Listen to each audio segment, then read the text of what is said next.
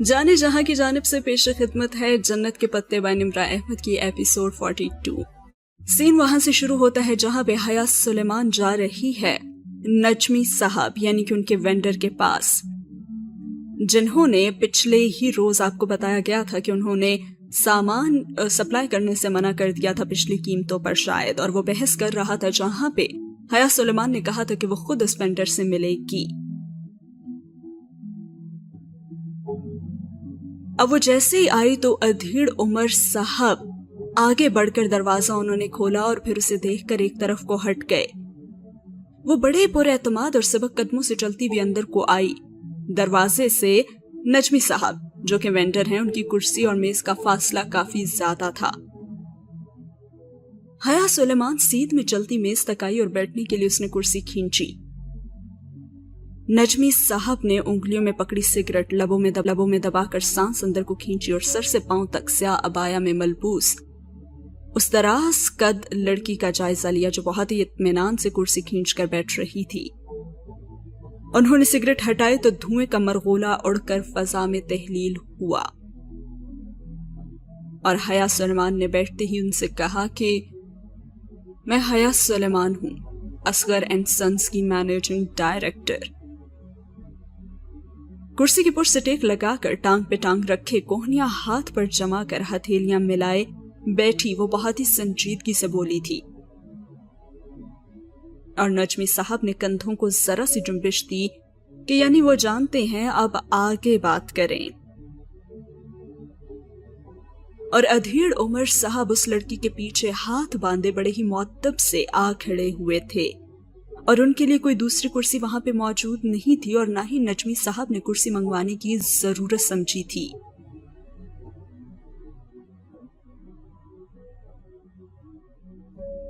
और फिर की काम की बात हया सुलेमान ने। हमारी साइट पे सप्लाई आपने रोक दी है जिससे हमारा प्रोजेक्ट काफी ताखीर का शिकार हो सकता है। अभी वो आगे कुछ कहने वाली थी कि उस वेंडर ने उसकी बात टोकी और कहा, देखिए बीबी, मैंने तो अपनी डिमांड आपकी। इससे पहले कि वो भी आगे कुछ कहता, हया सुलेमान ने उसकी भी बात टोकी और कहा, मेरी बात अभी खत्म नहीं हुई नजमी साहब। उसने हाथ उठाकर एकदम बहुत सख्त लहजे में उन्हें रोका और उसकी आवाज में कुछ था कि वो रुक गए। चंद बातें हैं जो मैं आपको बताना चाहती हूं। उनकी आंखों में आंखें डालकर बिना किसी तमहीद के वो कह रही थी, आपके पीछे जो खिड़की है ना, उससे झांक कर देखें तो दाईं जानिब दूर कहीं एक ज़ेरे तामीर मंसूबा दिखाई दे रहा है। किस चीज का मंसूबा है वो बाकिर साहब? लड़की ने रुक कर पीछे खड़े आदमी को मुखातिब किया मगर देख वो अभी तक नजमी साहब ही को रही थी। ओवरहेड है मैम, उन्होंने फौरन बताया। जी बिल्कुल, ओवरहेड तामीर हो रहा है वहां। और क्या आप जानते हैं कि उसमें सैंड और स्लिट इस्तेमाल हो रहा है, और वो भी किसकी जगह? क्रशर मटेरियल की जगह। अब नफीस से निकाब से झलकती उसकी बड़ी बड़ी स्याह आंखें मुस्कुराई थी और नजमी साहब ने सिगरेट वाला हाथ नीचे कर दिया। उनके तने आसाब अब ढीले पड़ चुके थे और वो पूरी तरह से उसकी तरफ मुतवज्जा थे।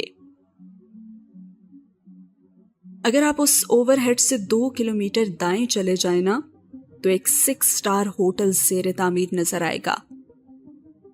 उसकी भी तामीर आखिरी मराहिल में है मगर उसके मालिकान को ये इल्म नहीं है कि उसकी रूफिंग और वाटर प्रूफिंग में सब स्टैंडर्ड मटेरियल इस्तेमाल किया गया है, यानी कि बेहद सस्ता और घटिया किस्म का मटेरियल। और उसकी मुस्कुराती आंखों में अब चमक बढ़ती जा रही थी। और नजमी साहब ने कुछ कहने के लिए लब खोले लेकिन उसने हाथ के इशारे से उन्हें दोबारा रोक दिया और कहा, मेरी बात अभी भी खत्म नहीं हुई। और वो लब भींच कर रह गए और पेशानी पे बलों का इजाफा होने लगा। और हाँ, एक روڈ بھی حال ہی میں مکمل ہوئی ہے اور اس کا بھی ان دونوں پروجیکٹ سے تعلق ہے۔ نگاہیں ان پہ جمائے وہ مسکراتے ہوئے کہہ رہی تھی، اور جو تعلق ہے وہ تو آپ بہتر جانتے ہیں نا، میں تو بس اتنا جانتی ہوں کہ اس سڑک کے اطراف کو سیمنٹڈ نہیں کیا گیا اور اندر ہولز چھوڑ دیے گئے ہیں۔ وہ کون سا مسئلہ ہوگا جو سب سے پہلے چند دن میں منظر عام پہ آئے گا باقر صاحب؟ اس نے باقر صاحب کی طرف اشارہ کیا اور سامنے بیٹھے نجمی صاحب کو تو اپنے سابقہ انداز میں دیکھتے ہوئے اس نے اپنے ساتھی کو جب منتخب کیا تو وہ تابعداری سے بولے، ڈرین ایج کا مسئلہ میم۔ ہاں بالکل، ڈرین ایج کا مسئلہ، لیکن سب سے بڑا مسئلہ کون سا ہوگا؟ انسپیکشن کا مسئلہ۔ 4 انسپیکشن ٹیمیں ان تینوں پروجیکٹس کو چند روپے رشوت لے کر اپروو کر چکی ہیں، لیکن وہ کیا ہے نا نجمی صاحب کہ جو ہمارا میڈیا ہے نا وہ ذرا سی ریٹنگ کے لیے ایسی خبروں کو خوب اچھالتا ہے، اور پھر یوں اس وینڈر کی تو ساخت تباہ ہو کر رہ جاتی ہے، بالخصوص تب جب ان کے ہاتھ ڈاکیومنٹڈ پروف بھی لگ جائیں۔ کیوں باقر صاحب، صحیح کہہ رہی ہوں نا میں؟ اس نے انگلی سے اشارہ کیا تو باقر صاحب نے چند کاغذات میز پہ رکھے اور نجمی صاحب ان کو اٹھانے کے لیے آگے نہیں بڑھے تھے، وہ تو بامشکل ضبط کیے بولے، مجھ پہ ہاتھ ڈالنا اتنا آسان نہیں ہے۔ ارے اس کی سیاہ آنکھوں میں حیرت ابھری، آپ کی بات کی ہی کس نے ہے؟ اور پھر سے وہ ذرا سی مسکرائی، میں تو اپنی سپلائی کی بات کر رہی تھی۔ کل ہفتہ ہے اور میں امید کرتی ہوں کہ سوموار کی صبح مجھے اپنی کنسٹرکشن سائٹ پہ سپلائی کی بحالی کی خبر مل جائے گی۔ اور پھر اپنا پرس اٹھاتے ہوئے وہ کھڑی ہو گئی، اور ہاں وہ بھی میری پرانی قیمت پہ۔ چلیں باقر صاحب۔ وہ مزید کچھ کہے بنا پلٹی اور ادھیڑ عمر صاحب نے ہاتھ آگے بڑھا کر دروازہ کھولا اور وہ نہیں سبق قدموں سے چلتی ہوئی باہر کو نکل گئی، جبکہ سگریٹ نے تو نجمی صاحب کی انگلی کو جلا دیا اور وہ چونکے اور پھر غصے سے اسے ایش ٹرے میں پھینکا اور میز پر رکھے کاغذات اٹھائے، اور پھر جیسے جیسے وہ انہیں پڑھتے جا رہے تھے ان کی پیشانی پہ پسینے کے قطرے نمودار ہونے لگے تھے، اور یہاں پہ ہوا یہ سین ختم۔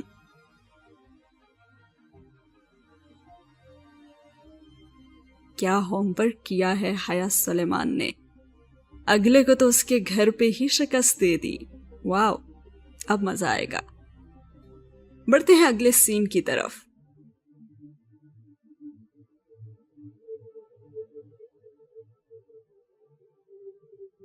اگلا سین وہاں سے شروع ہوتا ہے جہاں پہ میٹنگ روم میں وہ تمام لوگ بیٹھے ہوتے ہیں، جب حیا سلیمان ان لوگوں سے کہتی ہے کہ مجھے آپ لوگوں کو ایک اچھی خبر دینی تھی جینٹل مین۔ میٹنگ کے آغاز پر اس نے بڑے مسرور اور مطمئن انداز میں انہیں مخاطب کیا جو اپنے سابقہ رویے کو برقرار رکھے اس کی طرف متوجہ تھے۔ حیا کہنے لگی، گڈ نیوز یہ ہے کہ ابھی ابھی پتا چلا ہے کہ وینڈر عارف نجمی نے سپلائی بحال کر دی ہے، اور وہ بھی پرانی قیمت پر۔ واقعی فرقان تایا حیران ہوئے تو ظاہر چچا بھی سیدھے ہو بیٹھے،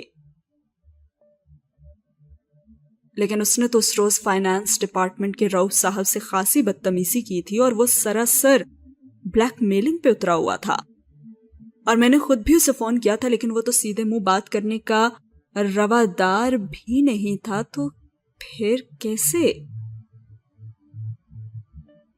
اور حیا بھی ہلکا سا مسکراتے ہوئے کہنے لگی کہ پھر تو آپ کو بلیک میلر سے نمٹنے کا فن سیکھ لینا چاہیے سر، کیونکہ میں نے اس سے بات کی ہے اور وہ تو غیر مشروط طور پہ سپلائی بحال کرنے پہ راضی ہو گیا ہے۔ ارزاہ چچا خاموش ہو گئے، ان کے لیے یہ سب خاصا غیر متوقع تھا۔ اگر سلیمان صاحب ان کو آ کر بتاتے کہ انہوں نے وینڈر کو راضی کر لیا تو انہیں حیرانی نہ ہوتی، کیونکہ وہ تو اس قابل تھے، اور تبھی تو اپنے بڑے بھائی سے بھی زیادہ مضبوط شیئر ہولڈر اور ایم ڈی تھے وہ۔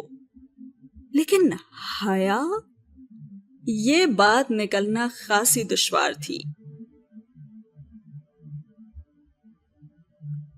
اور ہاں، اس دن آپ لوگوں کو گرین ہاؤس اسکیم کے لیے بجٹ کم پڑ رہا تھا نا، تو اسی لیے میں نے بجٹ کو ری شیپ کیا ہے۔ وہ اپنے کاغذات آگے پلٹ کر بتانے لگی، دیکھیں ہمیں جتنی بھی رقم چاہیے وہ ہمارے بجٹ کے اندر ہی پوری ہو سکتی ہے اگر ہم فالتو لوازمات کو نکال دیں۔ اور پہلی بار تایا فرقان نے آئی برو اٹھائے اور اس سے پوچھا کہ کیا مطلب؟ مطلب یہ کہ ہم ہر سال تمام شیئر ہولڈرز کو سالانہ پروفٹ کا ایک منقسم حصہ دیتے ہیں نا، جبکہ بہت سی کمپنیاں شیئر ہولڈرز کو سالانہ پروفٹ ڈیویڈنڈ دینے کے بجائے اس کو ری انویسٹ کرتی ہے۔ تو ہم بھی اس دفعہ شیئر ہولڈرز کو وہ حصہ دینے کے بجائے اسے اس پروجیکٹ میں لگا دیں گے، لیکن اس طرح تو مطلوبہ رقم پوری نہیں ہوگی۔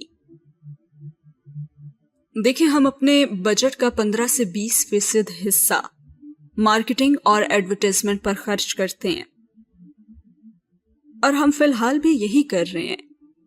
ہم مارکیٹنگ کر رہے ہیں تاکہ مستقبل میں ہمیں پروجیکٹس ملیں، ایسا ہی ہے نا؟ اور پھر وہ لمحے بھر کو رکی اور لمبی میز کے گرد موجود تمام ایگزیکٹو اب واقعتاً بغور اسے سن رہے تھے۔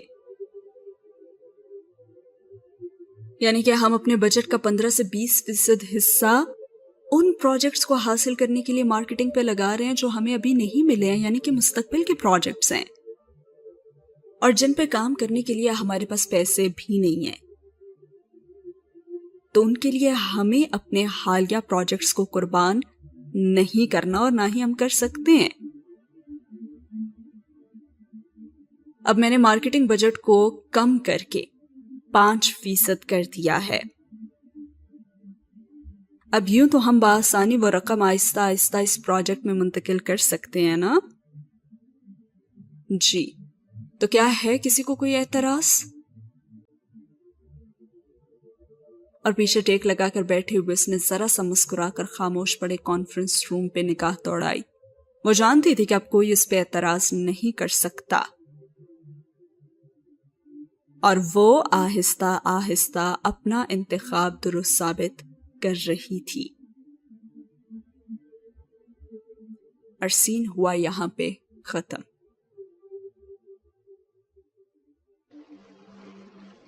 اگلا سین سٹارٹ ہوتا ہے تایا فرقان کے گھر سے، جہاں پہ حیا کے دادا کی برسی کی قرآن خوانی تھی۔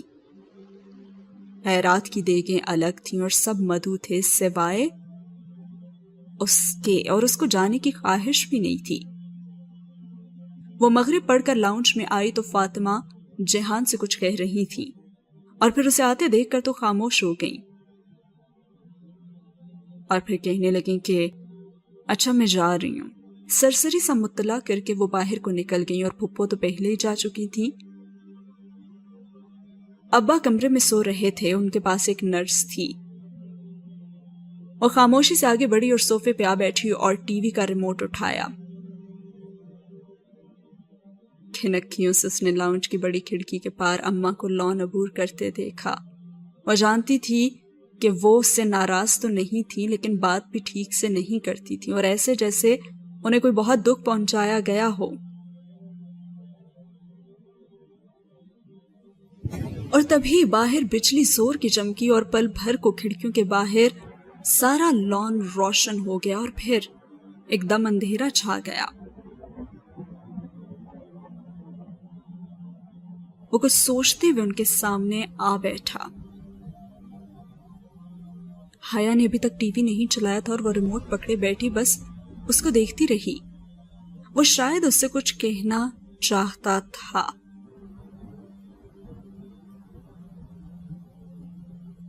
اور تبھی اسی نے بات کا آغاز کیا اور کہا کہ اماں کیا کہہ رہی تھیں؟ اس نے بظاہر سرسری سے انداز میں پوچھتے ہوئے بات کا آغاز کیا۔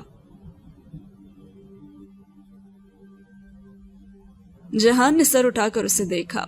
نیلی جینس پہ سیاہ ٹی شرٹ پہنے اور گیلے بالوں کو پیچھے کیے وہ جیسے کہیں جانے کے لیے تیار لگ رہا تھا۔ وہ یہی چاہتی ہیں کہ میں تمہیں سمجھاؤں کہ تم یہ برقع وغیرہ چھوڑ دو، وہ سنجیدگی سے کہنے لگا،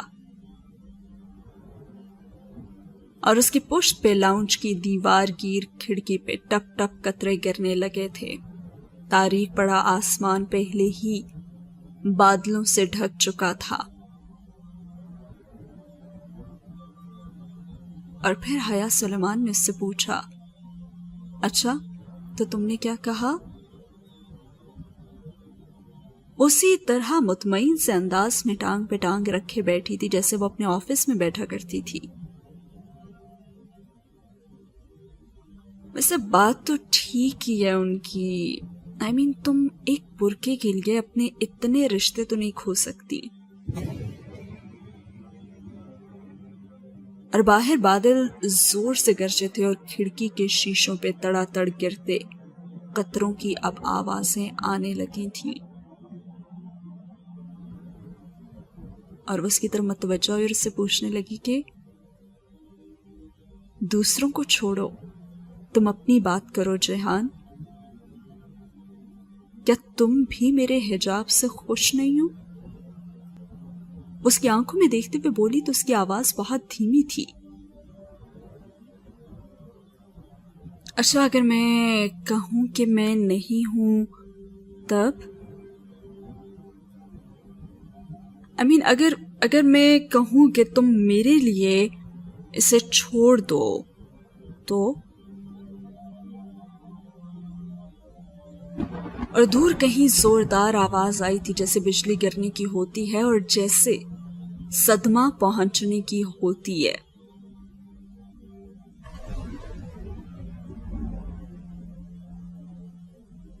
کیا تم مجھے چوائس دے رہے ہو؟ یکا یک اس کی آواز میں سرد مہری آ گئی۔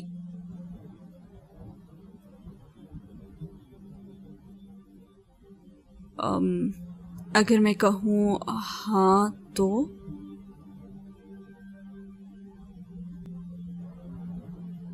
پھر وہ اٹھی اور چھوٹے چھوٹے قدموں سے چلتی دیوار گیر کھڑکی کے پاس جا کھڑی ہوئی۔ اس نے سیاہ لمبی قمیض اور چوڑی دار پہن رکھا تھا اور بال بھی سیدھے کمر پہ گر رہے تھے۔ قمیض اور بالوں کے رنگ کا فرق غیر واضح سا تھا، سیاہی جس کا نہ کوئی آغاز تھا اور نہ ہی کوئی اختتام۔ اور پھر وہ اس سے مخاطب ہوئی اور کہا، جہان تمہیں پتہ ہے مجھے کبھی کسی نے کہا تھا کہ خندق کی کوئی جنگ بنو قریظہ کے بغیر وجود میں نہیں آئی، اور تب پتہ ہے میں نے سوچا تھا کہ میرے سارے قرابت دار، میرے سارے رشتہ دار تو میرے ساتھ ہوں گے جب میں حجاب کروں گی، اور ساتھ ہی رہیں گے۔ وہ بھیگتے شیشے کے پار تاریک لان کو دیکھتی ہوئی کہہ رہی تھی،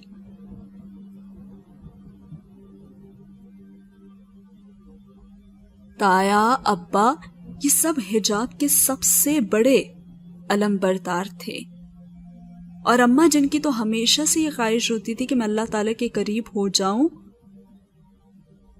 اور میرا شوہر جو روز صبح فجر پڑھنے مسجد جاتا ہے۔ لیکن آج مجھے پتا چلا کہ عائشہ ٹھیک کہتی تھی کہ خندق کی جنگ بنو قریظہ کے بغیر وجود میں آ ہی نہیں سکتی۔ اور بارش کے ٹپ ٹپ گرتے قطرے شیشے سے لڑک کر زمین پہ گر رہے تھے، اور پھر جب بجلی چمکتی تو پل بھر کو ان میں قوس قزح کے ساتوں رنگ جھلکتے اور پھر سے اندھیرا چھا جاتا۔ لیکن جیہان صوفے سے نہیں اٹھا تھا، بس گردن موڑ کر اسے دیکھنے لگا۔ اور کیا وہ وضاحت دی پھر حیا سلیمان نے۔ اگر میں لوگوں کے لیے حجاب لیتی ہوتی نا جیہان، تو لوگوں کے کہنے پہ چھوڑ بھی دیتی۔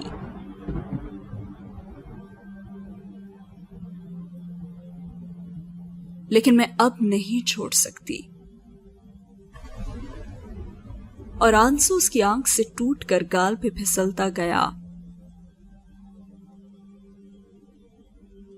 لیکن کیوں حیا؟ میں یہی تو نہیں سمجھ پا رہا کہ آخر کیوں؟ اس کے پیچھے آ کھڑا ہوا تھا اور بادل ابھی تک گرج رہے تھے، لیکن حیا نے جواب نہیں دیا، بس اس نے ایک نظر جیہان کو دیکھا اور پھر آگے بڑھ کر کونے میں رکھے منی پلانٹ کی سبز بوتل اٹھائی، پودی کی بیل جھٹک کر نکال پھینکی اور بوتل کو ہاتھ سے پکڑے ہوئے دیوار پہ مارا۔ کانچ ٹوٹا اور ٹکڑے گرتے گئے اور ایک نوکدار بڑا سا ٹکڑا اس کے ہاتھ میں رہ گیا، اور وہ ٹکڑا اس نے جیہان کی طرف بڑھاتے ہوئے کہا کہ یہ پکڑو۔ اس نے بوتل کی گردن کا وہ ٹکڑا جیہان کی طرف بڑھایا اور پھر اس سے کہا، اور اب جا کر اپنی ماں کی گردن اتار دو۔ اور جیہان تو حیران رہ گیا اور اس نے کہا، حیا؟ اس نے بے یقینی سے اسے دیکھا اور حیا نے افسوس سے سر نفی میں ہلایا اور آخری ٹکڑا باقی ماندہ کرچیوں میں پھینک دیا۔ دیکھا، نہیں کر سکتے نا تم؟ کانپ اٹھتا ہے نا تمہارا دل؟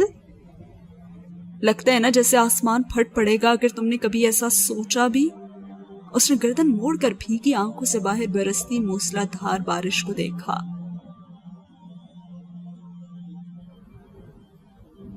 ہاں، مجھے بھی ایسا ہی لگتا ہے۔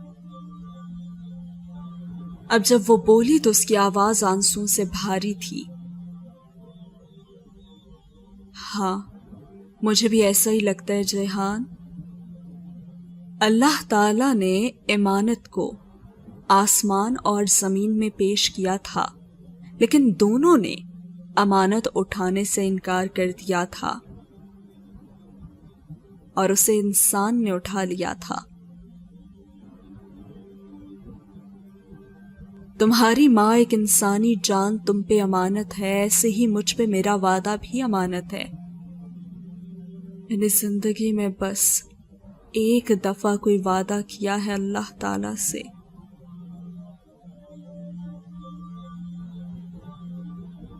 تو مجھے کوئی کیوں اسے نبھانے نہیں دیتا؟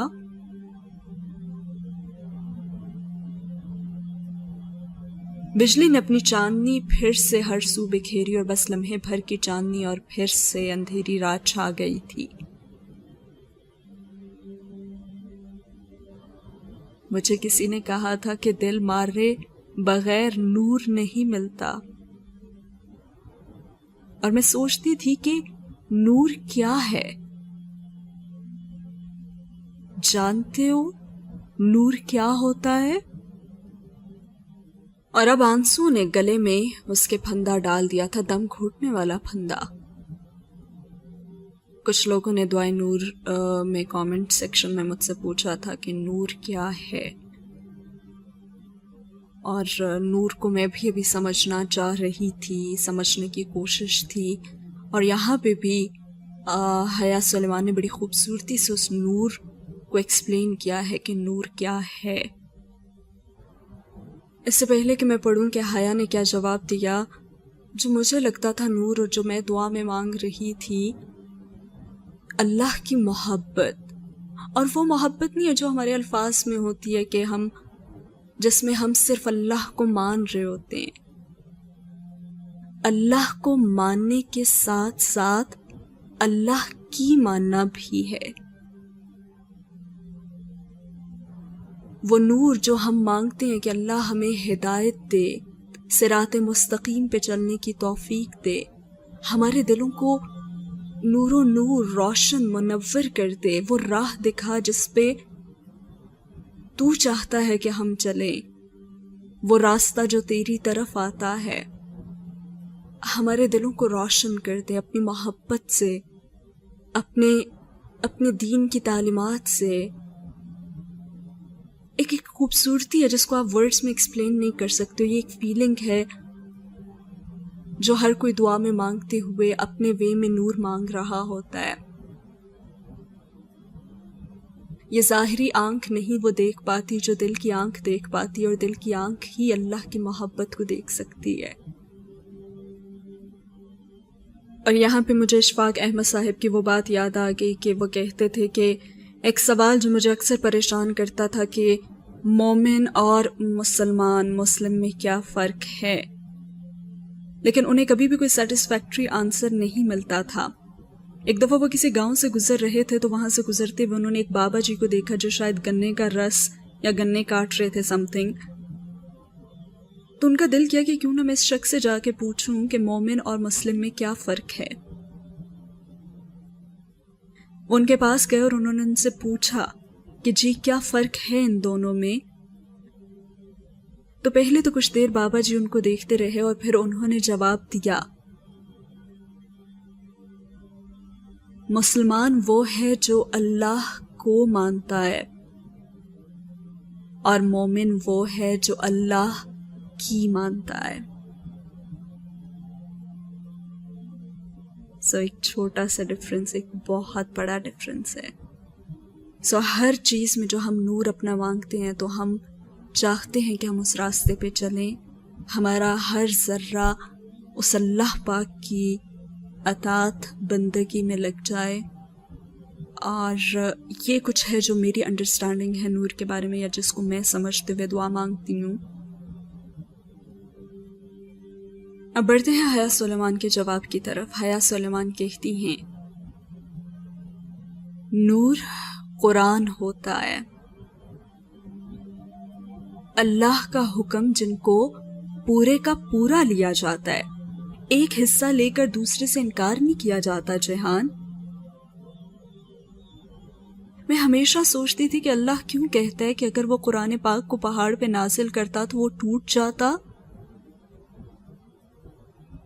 मुझे कभी उसकी बात की समझ नहीं आई थी, लेकिन आज आ गई है। और अब गरम उबलते आंसू उसकी ठोड़ी से फिसलते हुए गर्दन तक लुढ़क रहे थे।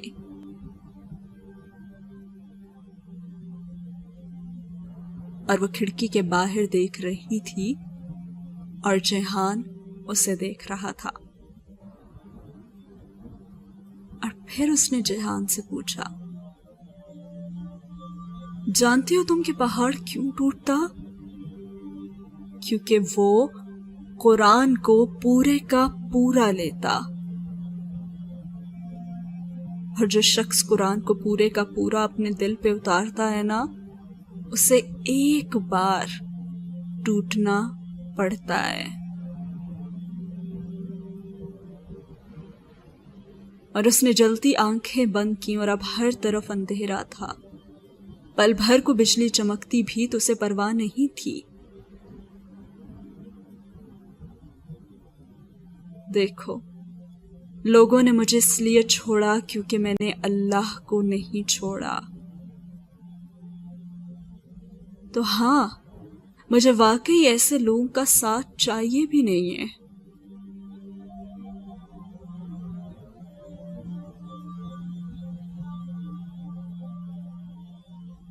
और उसने अब आंखें खोली तो उसने देखा कि वो वापस पलट रहा था। और उसने धुंधली बसारत से गर्दन मोड़कर उस शख्स को सीढ़ियां चढ़ते हुए देखा जिससे उसकी जिंदगी का एक हिस्सा मोहब्बत करने में गुजरा था। वो ऊपर चला गया, लेकिन हया उसी तरह सीढ़ियों को देखती रही।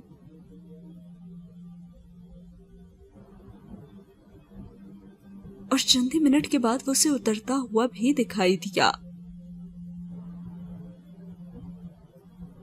उसका दस्ती बैग उसके हाथ में था और वो बिना उसकी तरफ देखे, बिना कुछ कहे, باہر نکل گیا اور حیا سلیمان نے بھی اسے نہیں روکا اور آواز تک نہیں دی اور نہ ہی دے سکی، کیونکہ آنسو نے ہر راستہ روک دیا تھا۔ وہ جا رہا تھا، ارے وہ تو جانے ہی کے لیے آیا تھا۔ اور ساتھ ہوتا ہے یہ سین ختم، اور ساتھ ہی چیپٹر نمبر 9۔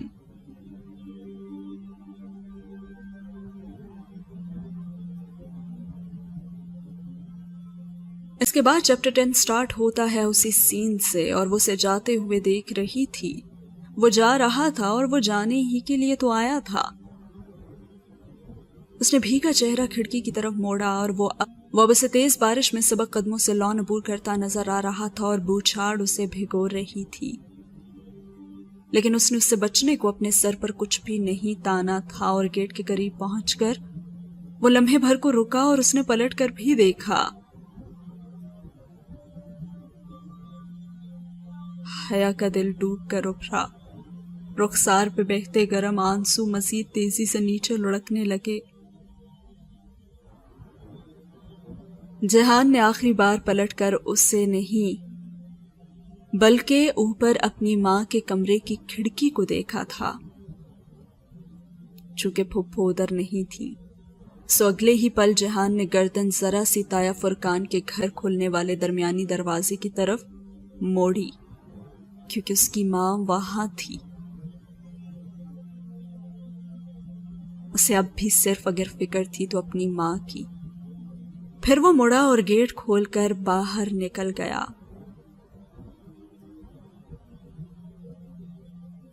حیا پلٹنے ہی لگی تھی کہ تبھی اس کو باہر درمیانی دروازے کی اوٹ میں کچھ غائب ہوتا ہوا دکھائی دیا۔ گلابی اور پیلا آنچل، ارم کا دوپٹہ جو وہ پہچانتی تھی، اور یقیناً ارم ادھر آئی تھی اور وہ سب سن چکی تھی۔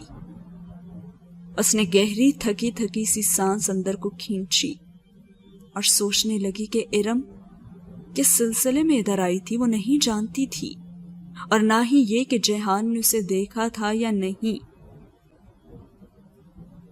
ہاں، وہ اتنا ضرور جانتی تھی کہ واپس جا کر وہ تمام رشتہ داروں کے بیچ میں کھڑے ہو کر سارا قصہ مزے سے دہرائی کی، اور قرآن خوانی کی تقریب میں گویا رنگ بھر جائے گا۔ ہر ایک گوسپ کا ایک نیا موضوع جو مل جائے گا۔ اور پھر لاؤنج میں دروازہ اماں پورا بند کر کے ویسے ہی نہیں گئی تھی، سو اسے یہ خام خیالی ہرگز نہ تھی کہ ارم نے کچھ نہیں سنا ہوگا۔ اور وہ سوچنے لگی کہ چند ہی منٹ بعد پورے خاندان کو پتہ چل جائے گا کہ حیا نے جہان کو گوا دیا ہے، اور وہ حیا کے پردے سے تنگ آ کر اسے چھوڑ کر چلا گیا ہے۔ اب وہ تھکے تھکے سے انداز میں واپس صوفے پہ آ گری، اور کھڑکی کے ساتھ سبز بوتل کی کرچیاں ابھی تک بکھری میں تھی، لیکن اس میں انہیں اٹھانے کی ہمت نہیں تھی اور نہ ہی اس نے کی۔ شاید اس میں تو اب کسی بھی شے کی ہمت رہی ہی نہیں تھی، اور ساتھ ہی ہوا یہ سین ختم، اور ساتھ ہی ہوتی ہے یہ ایپیسوڈ بھی ختم۔ اور آج کی ایپیسوڈ کیا کمال کی ایپیسوڈ تھی، اسپیشلی لاسٹ پارٹ جہاں پہ قرآن پاک کے بارے میں اور نور کے بارے میں بتایا گیا ہے۔ اور ایک سوال جو حیا سلیمان نے جہان سے پوچھا تھا کہ اللہ کیوں کہتا ہے کہ اگر وہ قرآن کو پہاڑ پہ نازل کرتا تو وہ ٹوٹ جاتا؟ ہاں، کیونکہ وہ قرآن کو پورے کا پورا لیتا، اور جو شخص قرآن کو پورے کا پورا اپنے دل پہ اتارتا ہے نا، اسے ایک بار ٹوٹنا پڑتا ہے۔ اور لوگوں نے مجھے اس لیے چھوڑا کیونکہ میں نے اللہ کو نہیں چھوڑا، تو واقعی مجھے ایسے لوگوں کا اب ساتھ چاہیے بھی نہیں۔ ایسے الفاظ کہنے کے لیے بہت ہمت چاہیے ہوتی ہے اپنے ہر رشتے کو کھو دینے کے لیے.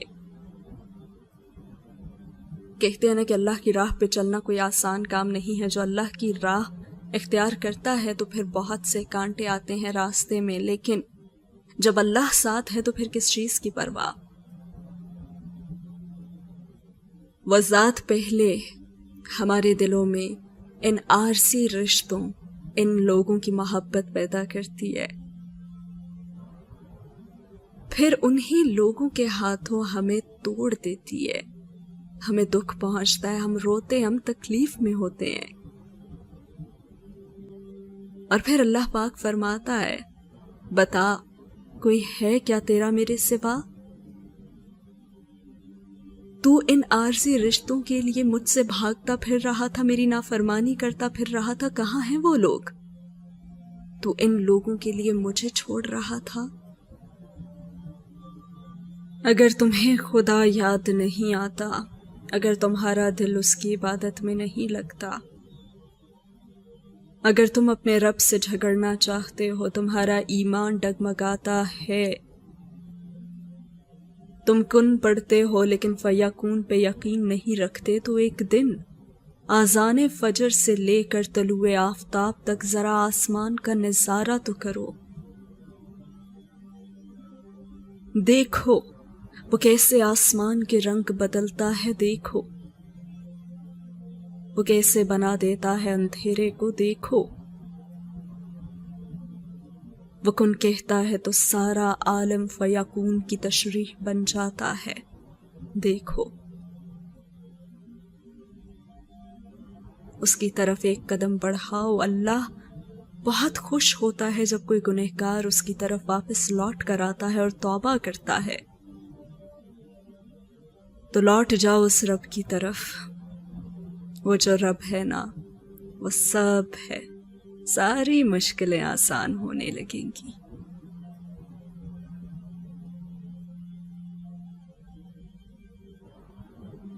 اس کو بلا کر تو دیکھو، اس کے راستے پہ چل کر تو دیکھو. خیر یہ ایپیسوڈ یہاں پہ کرتے ہیں ختم. کافی ایموشنل کر دیتی ہیں کچھ چیزیں، اور ایک کوشش ہی ہے، کوئی بھی پرفیکٹ نہیں ہوتا ہے، لیکن انسان کا ضمیر زندہ ہونا چاہیے. غلط اور صحیح، حرام اور حلال کی تفریق اسے کرنی آنی چاہیے، اور یہ آواز کبھی ضمیر کی ختم نہیں ہونی چاہیے. جب آپ کوئی گناہ کرے اور آپ کا ضمیر آپ کو ملامت کرے تو جانیے کہ آپ کا ضمیر زندہ ہے، آپ ابھی بھی راہ راست پہ آ سکتے ہیں.